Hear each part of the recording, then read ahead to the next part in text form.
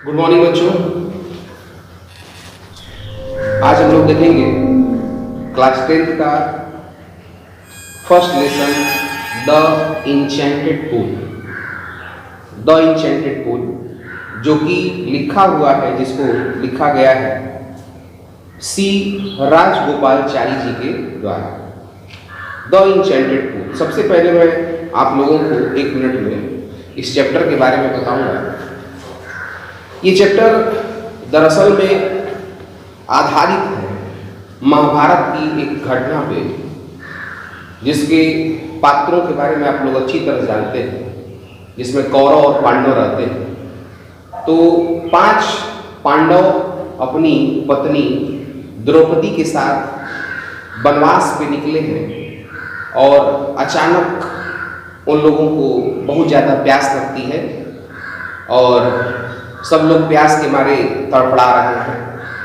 तो युधिष्ठिर अपने सबसे छोटे भाई से कहते हैं कि पेड़ पर चढ़ के देखो, कहीं अगल बगल कोई हरियाली ऐसी दिख रही है, वहाँ चिड़िया वगैरह दिख रहे हैं जहाँ पे पानी होने की उम्मीद है। जब उनके सबसे छोटे भाई पेड़ पर चढ़ के देखते हैं तो काफ़ी दूर एक जगह पे काफ़ी सारी चिड़ियाएँ और हरे भरे जंगल वहाँ पे दिखते हैं और उम्मीद ये जगती है कि वहाँ पानी हो सकता है। उनके प्रथम भाई जाते हैं, सबसे छोटे वाले, पानी की तलाश में, लेकिन उनको आने में काफ़ी लेट हो जाता है, काफ़ी देर हो जाता है। इसके पश्चात युधिष्ठिर और बाकी के भाइयों को काफ़ी चिंता होती है और वो लोग क्रमशः एक एक करके सारे भाइयों को भेजते चले जाते हैं दूसरे भाई की तलाश में। लेकिन होता वही है कि जो भी जाता है वो काफ़ी देर तक लौट करके नहीं आता है। अंततोगत्वा स्वयं युधिष्ठिर को अपने सारे भाइयों की तलाश में जाना पड़ता है। युधिष्ठिर बिल्कुल व्याकुल स्थिति में जाते हैं और जंगल से होते हुए अचानक एक तालाब के पास आ पहुँचते हैं और वहाँ के दृश्य को देख करके वो बिल्कुल अपने होश खो बैठते हैं, क्योंकि वहाँ पे उनके चारों के चारों भाई मृत मूर्छित पड़े रहते हैं।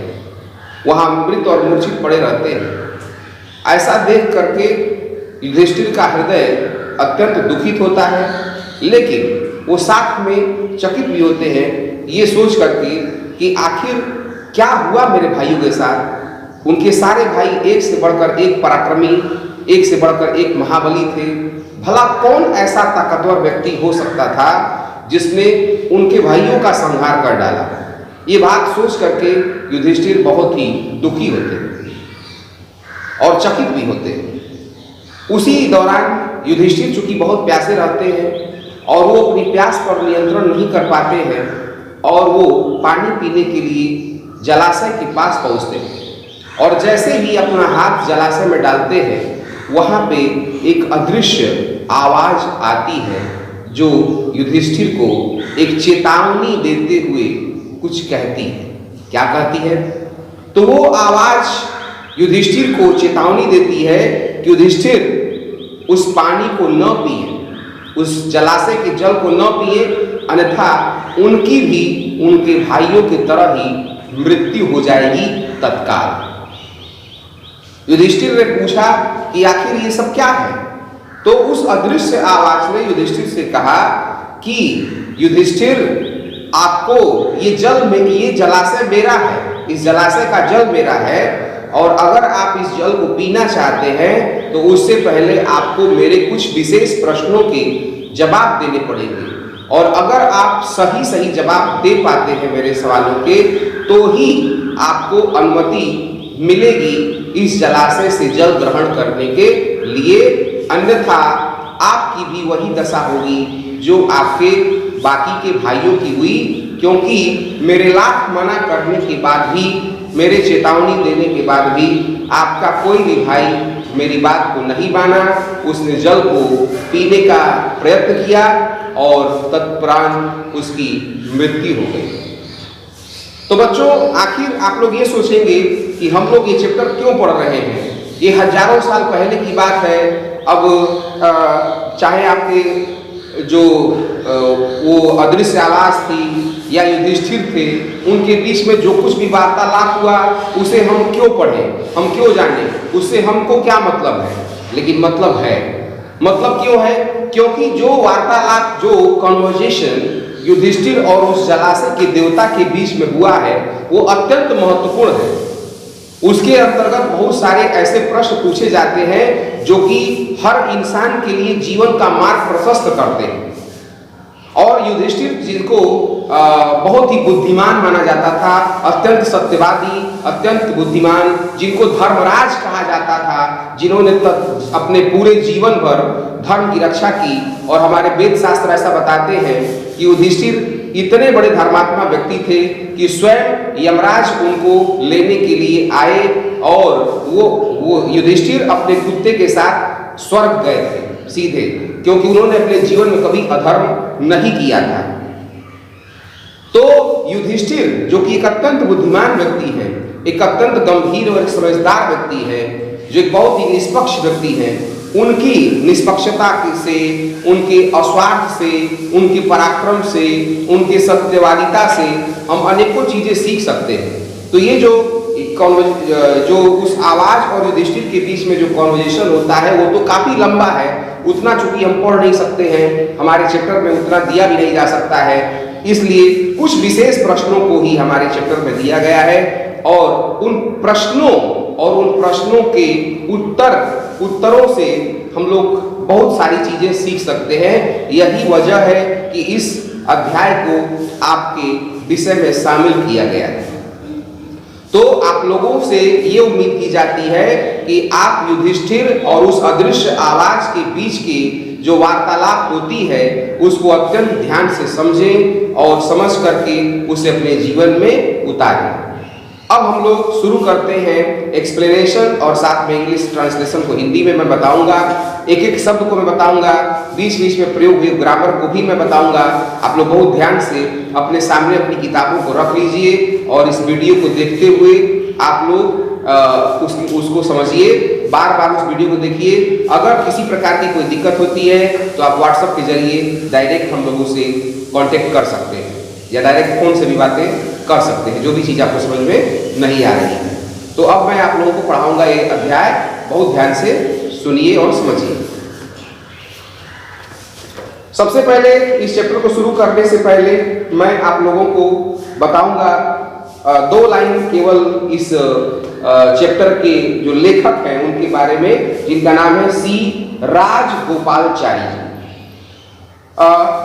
चक्रवर्ती राजगोपालचारी इनका पूरा नाम था। इनका जन्म 10 दिसंबर 1878 1878 में हुआ था और लोग उनको आमतौर पे CR या राजा जी के नाम से जानते थे। वो एक बहुत प्रसिद्ध वकील थे, वो एक राइटर थे, वो एक पॉलिटिशियन, एक राजनीतिज्ञ थे और साथ में वो एक फ्रीडम फाइटर थे। वो हमारे स्वतंत्रता संग्राम सेनानी भी रह चुके हैं।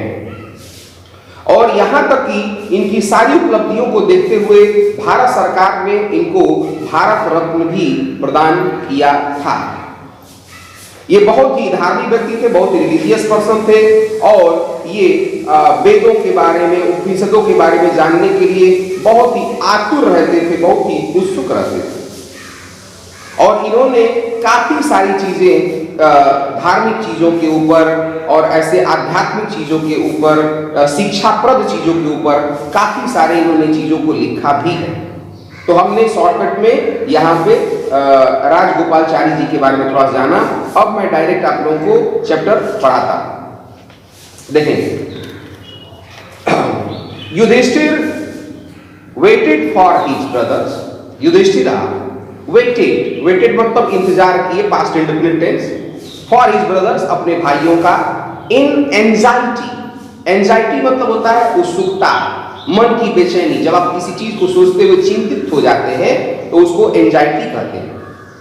युधिष्ठिर युधिष्ठिर ने इंतजार किया फॉर हिज ब्रदर्स अपने भाइयों के लिए, इन एंजाइटी काफी उत्सुकता, काफी बेचैनी के साथ, एंड थर्स्ट और प्यास के साथ। क्योंकि आप जानते हैं कि सारी की सारी कहानी जो है वो प्यास से ही शुरू होती है। अगर प्यास नहीं लगती तो शायद ये चैप्टर नहीं लिखा जाता। तो काफी प्यासे और उत्सुक होकर, बेचैन होकर के उन्होंने अपने भाइयों का इंतजार किया। फिर उन्होंने स्वयं से ही पूछा, can they have been subjected to curse, क्या वो किसी श्राप के, क्या वो किसी शाप के शिकार हो गए, क्या वो किसी सांप के शिकार हो गए? Are they will still wondering about the forest, या फिर वो अभी भी जंगल में जल की तलाश में घूम रहे हैं। दे स्टिल मतलब अभी भी, वॉन्डरिंग घूम रहे हैं, अबाउट इधर उधर, इन द फॉरेस्ट जंगल में, इन सर्च ऑफ वाटर पानी की तलाश में, क्या वो अभी भी घूम रहे हैं? यानी कि कहीं ना कहीं युधिष्ठिर का मन आशंकित हो उठा था। काफी देर तक जब उनके भाई नहीं लौटे तो आशंकित हो गए। वो अपने मन में उनको अजीबो गरीब बड़े डरावने ख्याल आने लगे और युधिष्ठिर ये सोचने लगे कि कहीं ऐसा तो नहीं कि किसी वो दुर्घटना के शिकार हो गए, उनके साथ कोई भयावह दुर्घटना हो गई, या फिर ऐसा भी हो सकता है कि उनको अब तक जल न मिला हो। ऐसा भी हो सकता है कि वो कहीं जंगल में रास्ता भटक गए हो। तरह तरह के ख्याल युधिष्ठिर के मन में आ रहे हैं। Can they fainted, can they have fainted, क्या वो बेहोश हो गए हैं, मूर्छित हो गए हैं? आर डाइड, या मर गए हैं आप फर्स्ट प्यास से, क्या वो बेहोश हो गए हैं, क्या वो प्यास के कारण बेहोश हो गए हैं, या फिर वो प्यास के कारण मर गए? क्या हुआ आखिर? अनेबल मतलब होता है असमर्थ, टू बियर बर्दाश्त करने में, दीज इन्हें, इन थॉट्स मतलब विचारों को, यानी कि जो तरह तरह के जो विचार युधिष्ठिर को प्रताड़ित कर रहे हैं अब उनको बर्दाश्त नहीं कर पा रहे हैं। तरह तरह के मन में उनके जो ख्याल आ रहे हैं उनको अब वो बर्दाश्त नहीं कर पा रहे हैं। And driven by and over powering thirst, एक ऐसी प्यास जिसको अब सहा न जा सके। ओवर पावरिंग, एक ओवर पावरिंग का मतलब है पूरी तरह से किसी को गिरफ्त में ले लेने वाला, जो किसी को पूरी तरह से अपनी गिरफ्त में ले ले, अब वो कुछ भी कर न पाए, उसके सामने बिल्कुल समर्पण कर दे, उस चीज को बोलते हैं ओवर पावरिंग। यानी कि इसको शॉर्ट में समझिए, ऐसी प्यास जो बर्दाश्त से बाहर, तो उस बर्दाश्त से बाहर जो प्यास थी उससे ओवर पावर होकर के ही गिव अप वेटिंग, अब उन्होंने इंतजार करना गिव अप कर दिया। गिव अप मतलब होता है त्यागना, यानी कि उन्होंने इंतजार करना त्याग दिया। वेटिंग, उन्होंने इंतजार करना त्याग दिया, उन्होंने सोचा कि अब मैं इंतजार और नहीं कर सकता। एंड स्टार्टेड आउट, और उन्होंने भी अपनी वो भी चलना शुरू कर दिए, to look for his brothers, अपने भाइयों की तलाश में। और वो अपने भाइयों की तलाश में चल दिए। एंड द पूल, और उस तालाब की तलाश में, hoping that he might find them, ये उम्मीद करते हुए कि हो न हो मेरे भाई उस तालाब के पास ही होंगे। तो सीधे वो इधर उधर न जा करके सीधे उस तालाब के पास पहुंचना चाहते हैं जिस तालाब के पास उनके भाई जल लाने के लिए गए थे, क्योंकि उनको ये उम्मीद रहती है कि हो न हो उनके भाई जलाशय के पास ही इर्द गिर्द कहीं न कहीं होंगे। तो युधिष्ठिर सीधे उस जलाशय की तलाश में निकल जाते हैं। Yudhishthira proceeded in the direction, Yudhishthir आगे बढ़े, इन द डायरेक्शन, उस दिशा में, his brother had taken and kept on walking, यानी कि युधिष्ठिर उस दिशा में चलना शुरू कर दिए जिसमें उनके भाई गए थे, जिस दिशा में उनके भाई गए थे। एंड केप्ट ऑन वॉकिंग, और वो चलते रहे।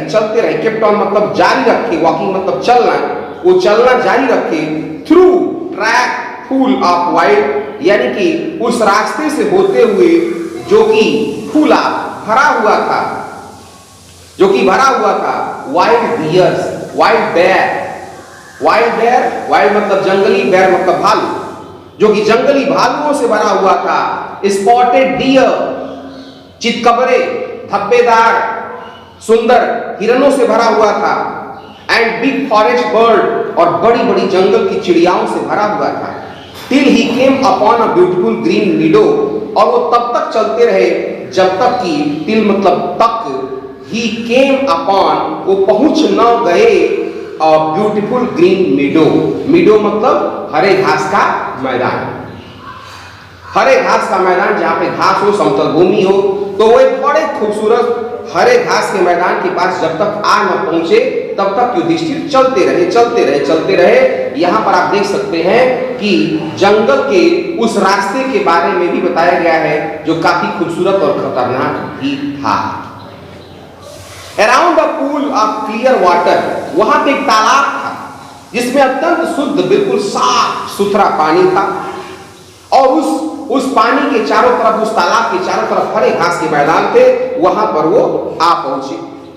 But when he saw his brothers lying there like flag poles, लेकिन जब वहां वो पहुंचे तो एक बहुत ही डरावना दृश्य उन्होंने देखा कि उनके जो भाई थे, फ्लैग पोल्स, फ्लैग मतलब झंडा, पोल मतलब उस झंडे के अंदर जो डंडा लगता है, तो जिस तरह से एक झंडे का जो डंडा होता है जैसे वो जमीन पे बिल्कुल गिर जाता है, बिल्कुल सरपट सपाट, उसी तरह से उनके भाई वहीं पर जमीन पर गिरे हुए थे।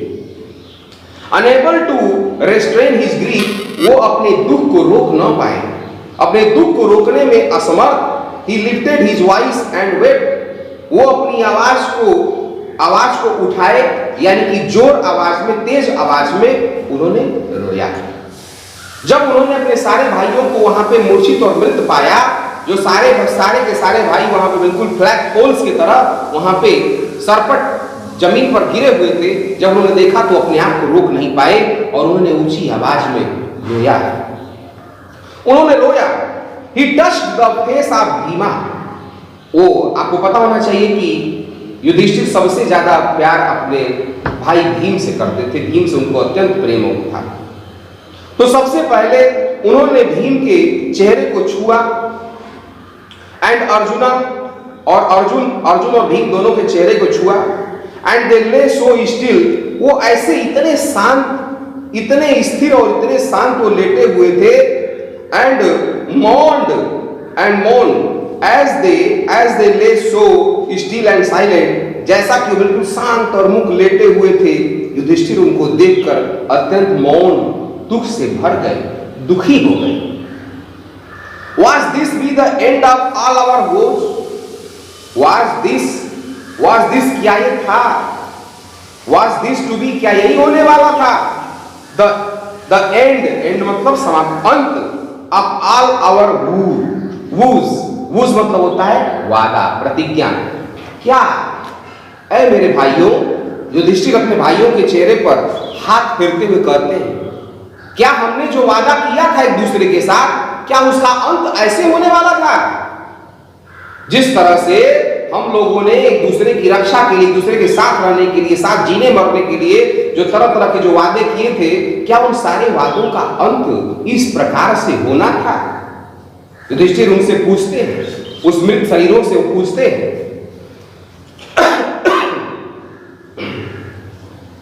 Just when our exile is about to end, वो भी उस समय जिस समय हमारा वनवास समाप्त होने वाला था। अरे हम लोगों ने इतना दिन जंगल में बिताया, हम लोग सालों जंगल में रहे, सारे दुखों को हमने साथ साथ झेला, हमने गर्मी, ठंडा, बरसात यूं ही जंगल के बीच में खुले आसमान के नीचे बिता दिया, कांटों पर चलते हुए हम लोगों ने इतने सालों को बिता दिया, और आज जब हमारा वनवास अब समाप्त होने में मात्र कुछ ही दिन बाकी हैं, तो क्या ये होना जरूरी था?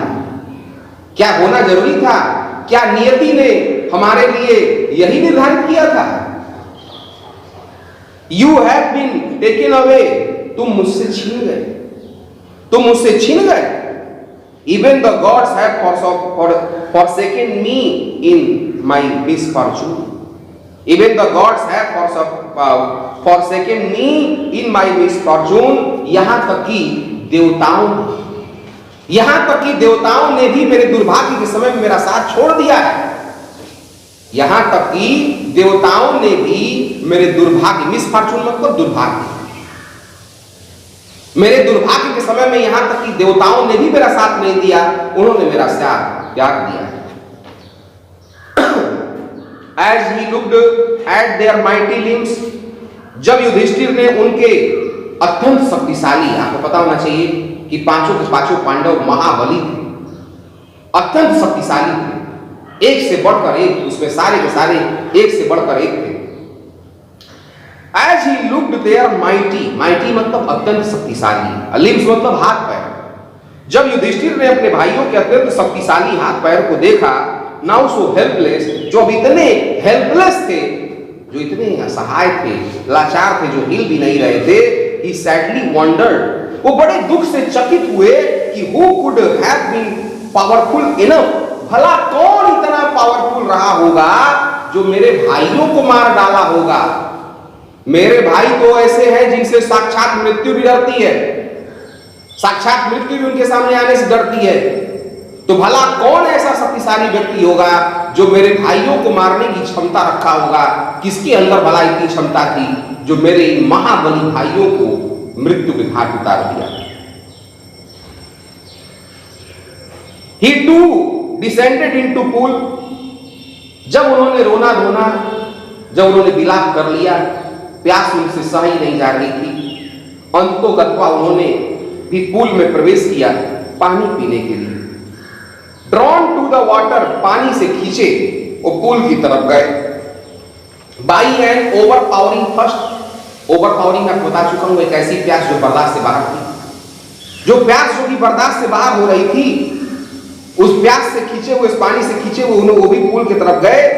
Eight once the voice without the form warned, at once तत्काल, तुरंत, द वॉइस आवाज विदाउट फॉर्म, जिसका कोई रूप नहीं था, फॉर्म मतलब यहां पे रूप से, तो वो आवाज जिसका कोई रूप नहीं था, वहां पे कोई व्यक्ति नहीं दिख रहा था, बस एक आवाज आ रही थी, उस आवाज ने उनको चेतावनी दिया, उनको चेतावनी दिया। चेतावनी क्या थी? Your brothers died because they did not heed my words. Your brothers, तुम्हारे भाई, डाइड मतलब मरे, पास्ट इंडेफिनिट, बिकॉज क्योंकि दे डिड नॉट हीड, उन्होंने ध्यान नहीं दिया, माई वर्ड्स, मेरे शब्दों पर। तुम्हारे भाई इस वजह से मरे क्योंकि उन्होंने मेरे शब्दों पर ध्यान नहीं दिया।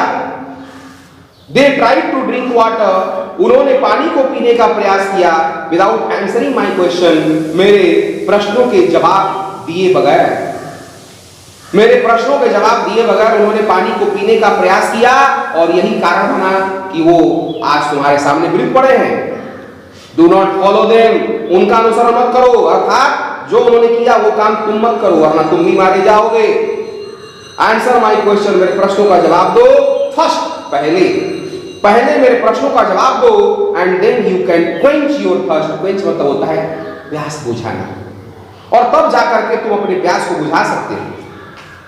This pool belongs to me, ये जो तालाब है वो मेरा है, मैं इसका अधिपति हूं। It did not take Yudhishthira a moment, Yudhishthira को एक पल भी नहीं लगा। आप जानते हैं कि युधिष्ठिर बहुत ही समझदार व्यक्ति थे और उनको समझने में बिल्कुल भी समय नहीं लगा। It did not take Yudhishthira a moment, Yudhishthira को एक पल भी नहीं लगा टू अंडरस्टैंड, समझने में, दैट कि दिस कुड बी नन, ये कुछ और नहीं हो सकता था, other than the words of यक्ष। यक्ष पता है को, जंगल के राजा, जो जंगल के राजा होते हैं उनको यक्ष कहा जाता है। तो उन्होंने कहा कि ये कोई और नहीं हो सकता है, ये स्वयं यक्ष है। उन्होंने उम्मीद कर लिया कि ये कोई और नहीं है बल्कि यक्ष है, एंड गेस्ड, और उन्होंने गेस कर लिया व्हाट हैड हैपेंड, कि क्या हुआ होगा टू हिज ब्रदर्स। उन्होंने तुरंत तत्काल ये उम्मीद कर लिया, उनको समझ में आ गया कि उनके भाइयों के साथ क्या हुआ होगा। यानी वो समझ गए होंगे कि इस जंगल के देवता यक्ष ने उनसे प्रश्न पूछा होगा, मेरे भाई इतराए होंगे और अहंकार में आकर के उन्होंने जवाब नहीं दिया होगा, और यही उनकी मृत्यु का कारण बना होगा। It took him no time to see the possible way of bringing them back to life, और उनको बिल्कुल भी सोचने समझने में समय नहीं लगा कि वो कौन सा रास्ता है जिनसे उनके भाइयों को पुनः जीवित किया जा सकता है। क्योंकि आप जानते हैं कि उनके भाई नेचुरल तो मरे नहीं थे, किसी के साप की वजह से मरे थे। तो युधिष्ठिर को यह लगा कि अगर मैं किसी तरह से यक्ष को उनके प्रश्नों का जवाब सही सही देकर अगर प्रसन्न कर देता हूं, तो प्रसन्न होकर के वो फिर से मेरे भाइयों को रिवाइव कर देंगे, फिर से उनको जीवन दान दे देंगे। तो युधिष्ठिर को यह भी तत्काल समझ में आ गया कि आखिर मुझे अपने भाइयों को जिंदा करने के लिए क्या करना होगा कि यक्ष के सारे प्रश्नों का जवाब अत्यंत समझदारी से देकर के उनको प्रसन्न करना होगा। He said to the bodiless voice, और उन्होंने उस बिना शरीर की आवाज से कहा, क्या कहा? Please ask please ask your question, कृपया अपने प्रश्न पूछें। हे देव, हे देवता, आप जो कुछ भी हो, आप जो कोई भी हो, मैं आपको देख नहीं पा रहा हूं, लेकिन मैं आपके प्रश्नों का यथाशक्ति उत्तर देने का पूर्ण प्रयास करूंगा और आप मुझसे अपने प्रश्न पूछिए। मैं पूरी कोशिश करूंगा कि आपके प्रश्नों का बहुत ईमानदारी से मैं जवाब दूं। और इस प्रकार से the voice put question rapidly मतलब तीव्रता से, वन आफ्टर अनदर, और इस तरह से जो आवाज थी वो एक एक करके ताबड़तोड़ उसने अनेकों प्रश्न युधिष्ठिर से किया और युधिष्ठिर ने सारे प्रश्नों का जवाब सही सही दिया। वो प्रश्न कौन से थे, इसको जानने के लिए बने रहे हमारे साथ हमारे अगले वीडियो में, और मैं बहुत जल्दी इसका जो दूसरा भाग है इस चैप्टर का लेकर के आप लोगों के सामने उपस्थित होऊंगा। धन्यवाद।